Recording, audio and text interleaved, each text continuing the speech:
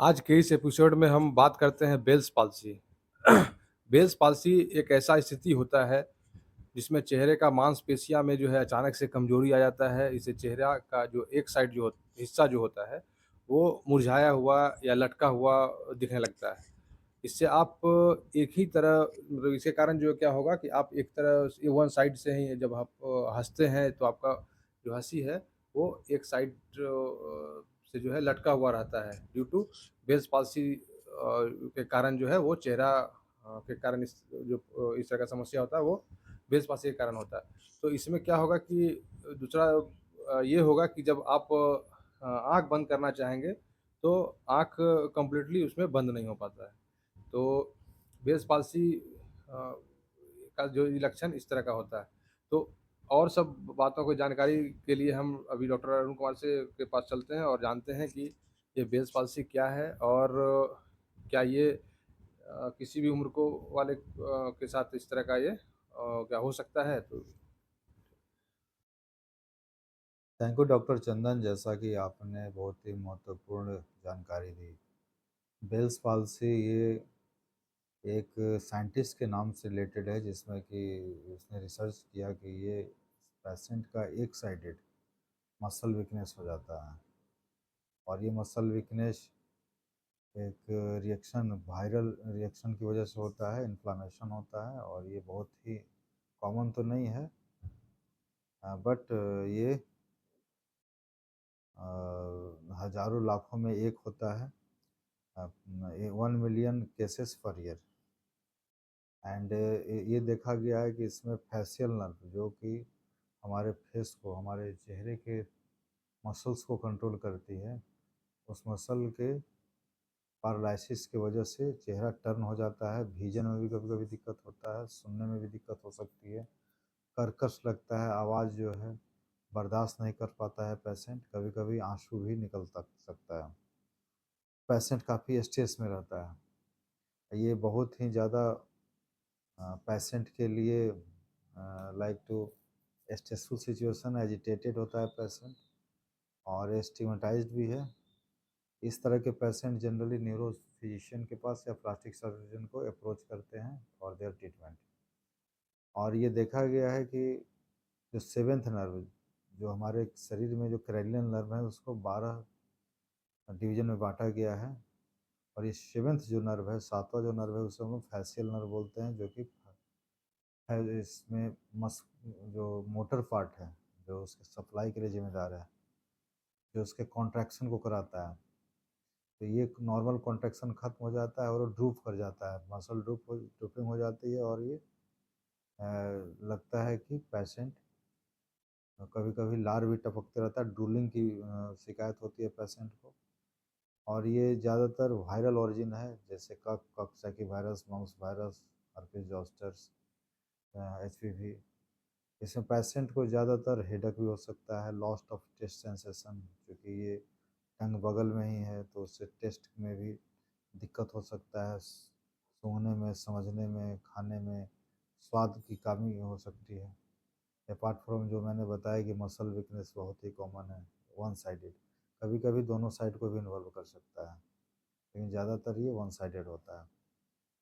और जब ये स्थिति आती है, जब हम लोग को लगता है कि ये स्थिति कुछ अलग गंभीर बीमारी का शिकायत में इशारा कर रही है, तो जो डॉक्टर हैं, जो इस विधा के जो डॉक्टर हैं, जैसे मैंने बताया न्यूरो फिजिशियन, जो DM है, MD है, उन्हें संपर्क कर सकते हैं और वो उचित सलाह दे सकते हैं। जैसे कि बहुत ही कॉमनली कॉर्टिकोस्टेरॉइड का यूज करते हैं, और वो प्रॉपर हिस्ट्री से बता पाएंगे कि ये मम्स इन्फेक्शन है या इन्फेक्शन मोनोन्यूक्लियोसिस है, बस्टिन बार वायरस है या साइटोमेगालो वायरस है।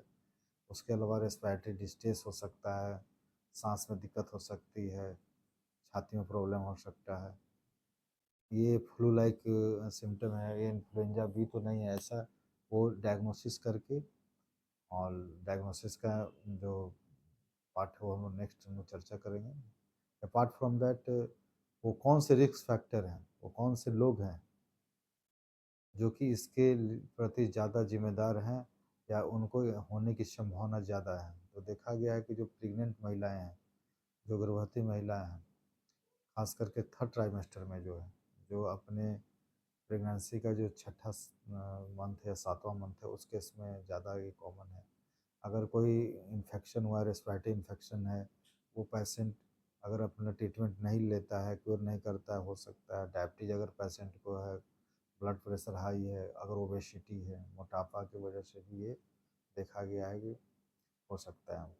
अगर ये इलाज सही टाइम से नहीं हो पाता है, अगर तरीके से फिजिशियन के पास जाएँ, तो ये कॉम्प्लिकेशन का भी रूल लग सकता है और ये आगे के जो स्टेज है उसमें जा सकती है और वो ज़्यादा खतरनाक हो सकता है पेशेंट के लिए। अगर पेशेंट टाइम से नहीं इलाज कराता है तो जो फेशियल नर्व है उसका परमानेंट डैमेज हो सकता है, इन्फ्लेमेशन बहुत स्वेलिंग उसमें हो सकता है और वो कंट्रोल जो पावर है उसकी ख़त्म हो सकती है, रिकवरी मुश्किल हो सकता है। जो हमारे नर्व फाइबर्स हैं, यू नो कि प्रत्येक क्रेनियल नर्व में नर्व फाइबर्स होते हैं छोटे-छोटे, अगर उसमें कुछ परमानेंट डिमाइलेशन हो जाती है, माइलोपैथी हो जाता है, that is not controllable. Patient को अंधापन भी हो सकता है, अंधापन का शिकार हो सकता है। देखा गया है कि जो 6 नर्व, 8 नर्व जो आँख को भी जो इन्वॉल्व कर सकता है, कोई अगल-बगल में ही इसका नर्व रूट होता है। तो these are the risk factors and complication what we can. So coming to the diagnosis part, कि अगर ये समस्या आ जाती है, पेशेंट को लगता है कि नहीं अब ये बेल्स पाल्सी है, तो हाउ फिजिशियन ट्रीट करते हैं apart from the history taking. History taking के अलावा क्या हमारे पास सुविधाएं हैं जो कि डायग्नोसिस में हेल्प कर सकते हैं। उसके लिए हम लोग देखते हैं ईएमजी, इलेक्ट्रोमायोग्राफी, बिकॉज की मसल का इन्वॉल्वमेंट है। तो 2 इलेक्ट्रोड को लगा के और हम लोग उसके पैरामीटर को, इलेक्ट्रोड्स को जगह-जगह पर डिस्टेंस वाइज कैथोड एनोड के द्वारा उसके वेलोसिटी को चेक करते हैं, मायोग्राफी देखते हैं। इसे ईएमजी भी कहते हैं, electric activity of muscle, muscle में इलेक्ट्रिकल एक्टिविटी है कि नहीं। अगर इलेक्ट्रिकल एक्टिविटी है तो यानी न्यूरॉन सप्लाई है, नर्व इंटैक्ट है, तभी उसका कॉन्ट्रैक्शन वगैरह हो रहा है, ये देख सकते हैं। इमेजिंग है जो कि आजकल प्रत्येक बीमारी में आधुनिक टाइम में सीटी स्कैन और एमआरआई का ज़माना है, ये भी अछूता नहीं है। यहाँ भी हम एमआरआई से, मैग्नेटिक रेजोनेंस इमेजिंग से पेशेंट की स्थिति को बहुत हद तक देख सकते हैं कि किसी तरीके का नर्व शीथ में या नर्व में कोई प्रॉब्लम तो नहीं है।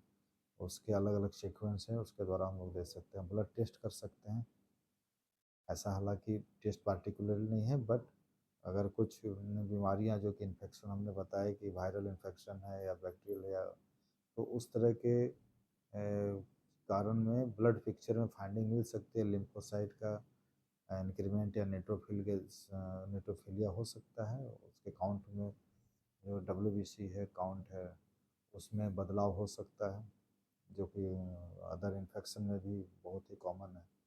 Now coming to the treatment, अगर पेशेंट को अगर हो गया, समस्या हो जाती है, बेल्स पाल्सी का डायग्नोसिस बन गया, हिस्ट्री भी है, फेवरेबल है, तो इसमें ज़्यादा देर करने की ज़रूरत नहीं है। पेशेंट चूँकि मैंने पहले बताया कि अगर उसके कंडीशन को जल्दी से जल्दी रिवर्स नहीं किया जाता है तो उसका प्रोग्रेशन हो सकता है, कॉम्प्लिकेशन हो सकता है।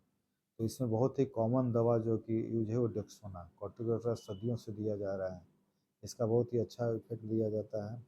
ये एक एंटी इन्फ्लामेटरी एजेंट भी है apart from the sympathetic work. अगर इसे तरीके से दिया जाए तो कम से कम 1 आध महीने देने से बहुत हद तक से कंप्लीट रिकवरी भी संभावना बनता है। अगर वायरल ऑरिजिन है, जैसे मैंने बताया कि मम्स इन्फेक्शन, शिगेला इन्फेक्शन हो सकता है और अदर कॉक्सैकी वायरस, तो इस तरह के केस में एंटीवायरल जो भी एजेंट्स हैं हमारे पास जो उपलब्ध हैं, जैसा कि हर्पिस के लिए हम लोग दे सकते हैं। अगर शक होता है कि नहीं हर्पिस जोस्टर की वजह से हुआ है, तो वो 400 मिलीग्राम का जो सिंगल डोज है उसे हम लोग दे सकते हैं। अपार्ट फ्रॉम दैट वैनसाइक्लोवीर, गैनसाइक्लोवीर, जो कि फिजिकल थेरेपी, ये देखा गया कि फिजियोथेरेपी का बहुत ही बड़ा रोल है इस केस में, क्योंकि मसल की पैरालिसिस हो जाती है, परमानेंट कॉन्ट्रैक्चर हो सकता है, उसकी नर्व सप्लाई जा सकती है। तो फिजियोथेरेपी अगर हम करते हैं तो जो पैरालिसिस पार्ट है, जो सिंक कर गया है, शॉर्ट हो गया है जो मसल, वो धीरे धीरे धीरे अपने पूर्ववत पोजीशन में आ सकता है। और अगर ये संभल नहीं हो पाता है तब हम लोग सर्जरी की ओर जाते हैं, जिसमें कि प्लास्टिक सर्जरी का बहुत बड़ा योगदान है। प्लास्टिक सर्जन कुछ टेस्ट के बाद, कुछ इन्वेस्टिगेशन के बाद डिकम्प्रेशन सर्जरी करते हैं। डिकम्प्रेशन सर्जरी में क्या होता है कि जो फैशियल नर्व है उसके बोनी पैसेज को, अगर बोनी पैसेज में कहीं कंप्रेशन है तो डिकम्प्रेस करते हैं, जहाँ से बोन के थ्रू ये नर्व फाइबर पास होता है। देखो जी, आज हालांकि ये बहुत ज़्यादा कॉमन नहीं है, लेकिन उसके बावजूद भी प्लास्टिक सर्जरी अगर, क्योंकि आज के एंटीबायोटिक के ज़माना में हम लोग कॉम्प्लिकेशन से पहले ही ठीक कर सकते हैं, लेकिन अगर किसी नेगलेक्टेड केस में अगर सुविधा की अभाव है तो उस केस में प्लास्टिक सर्जन का हम लोग बहुत ही महत्वपूर्ण योगदान है। Apart from that acupuncture, biofeedback और बोटैक्स थेरेपी, जो बोटैक्स बोटुलिनियम टॉक्सिन जो हमने पिछली बार भी चर्चा किया था, उसके द्वारा जो नर्व रिजुविनेटर है, नर्व को स्ट्रेंथ देता है। And so that Bell's palsy को नेग्लेक्ट नहीं करना है। फैमिली मेम्बर में कोई भी अगर है दिख रहा है किसी तरह का लक्षण, तो उसे, कुछ लोग इसे धार्मिक रीति रिवाजों से भी जोड़ देते हैं कि पुराना कोई पाप है, कोई ये है, तो उसके चलते भी हो सकता है। लेकिन आधुनिक ज़माने में इस तरह की बात करना, सोशल मीडिया के ज़माने में बात करना, और जहाँ डॉक्टर चंदन जैसे डॉक्टर जहाँ की जागरूकता ला रहे हैं, इस तरह की बातों को क्लैरिफाई कर लेना है।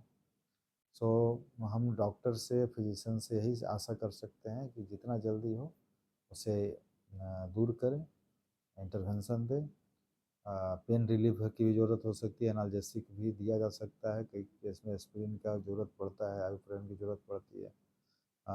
मॉइस्ट, जो कि कह सकते हैं मॉइस्ट कपड़ा, भीजा हुआ जो भी कपड़ा हो सकता है वार्म वाटर में, उससे हम अप्लाई करके बहुत हद तक पेशेंट को आराम दिला सकते हैं। और आई ग्लास का भी यूज करेंगे, जो कि मैंने बताया कि नेगलेक्टेड केस में ये अगल बगल के आई बॉल्स को इन्वॉल्व करता है। आई पैच हम यूज कर सकते हैं नाइट में अगर समस्या बढ़ते जा रही है तो। So these are the intervention, apart from the like the surgical treatment और medical treatment और डेक्सोना, ये जो चीज़ें हैं हम अपने घर में बैठ के भी उससे बहुत हद तक इलाज कर सकते हैं। और apart from that, thank you।